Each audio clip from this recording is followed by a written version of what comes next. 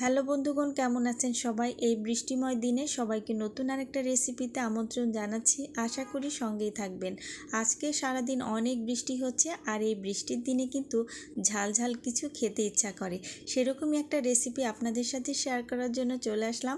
আসলে আজকে আমি যে রেসিপি আপনাদের সাথে শেয়ার করব সেটা কিন্তু কম বেশি আমাদের সবারই পরিচিত, কিন্তু এক একজনের রেসিপি কিন্তু এক এক ধরনের হয়ে থাকে। তো আজকে হচ্ছে আমি চাপা শুটকি পেঁয়াজ দিয়ে একটা ভুনা করব, তারই একটা রেসিপি আপনাদের সাথে শেয়ার করার জন্য চলে আসলাম। এখানে আমি 3 পিস শুটকি নিয়েছি। শুটকিটা আমি খুব ভালো করে কয়েকবার পানি দিয়ে ধুয়ে নিলাম। এবারে শুটকিটা আমি শিলপাটায় বেটে নিব।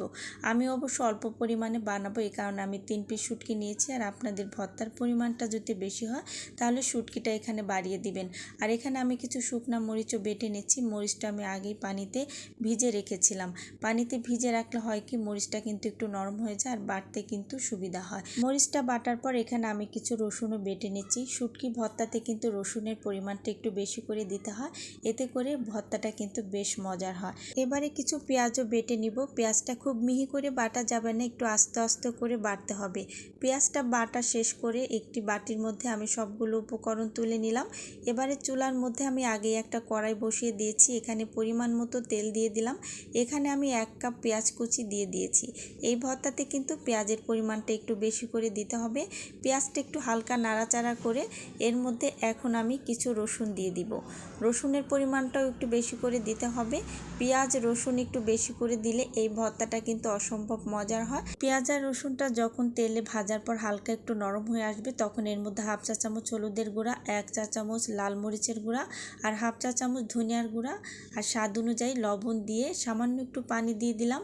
এবারে সবগুলো উপকরণ খুব ভালো করে একটু কষিয়ে নিতে হবে। একটু সময় নিয়ে ভালো করে কষাতে হবে।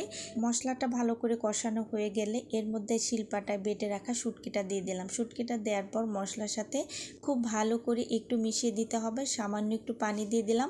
পানিটা দেওয়ার পর সবগুলো উপকরণ খুব ভালো করে সময় নিয়ে একটু কষিয়ে নিতে হবে। শুটকিটা একটু সময় নিয়ে রান্না করতে হবে।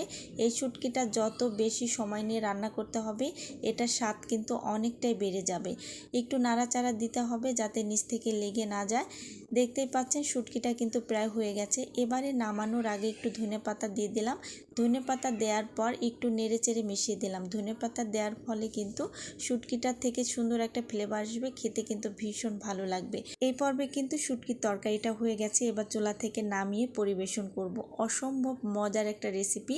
আশা করি আপনাদের কাছে ভালো লেগেছে। রেসিপি ভালো লাগলে অবশ্যই বাসায় একবার ট্রাই করবেন। গরম গরম ভাতের সাথে খেতে কিন্তু ভীষণ মজা। আর যারা শুটকি লাভার আছেন তারা তো জানেনই যে কি মজার একটা রেসিপি আজকে আপনাদের সাথে শেয়ার করলাম। রেসিপি ভালো লাগলে অবশ্যই একটা লাইক দিবেন, আর নতুন নতুন ভিডিও পেতে হলে আমার চ্যানেলটি সাবস্ক্রাইব করবেন। আবারও কথা হবে নতুন কোনো ভিডিও নিয়ে। সেই পর্যন্ত সবাই ভালো থাকবেন। আল্লাহ হাফেজ।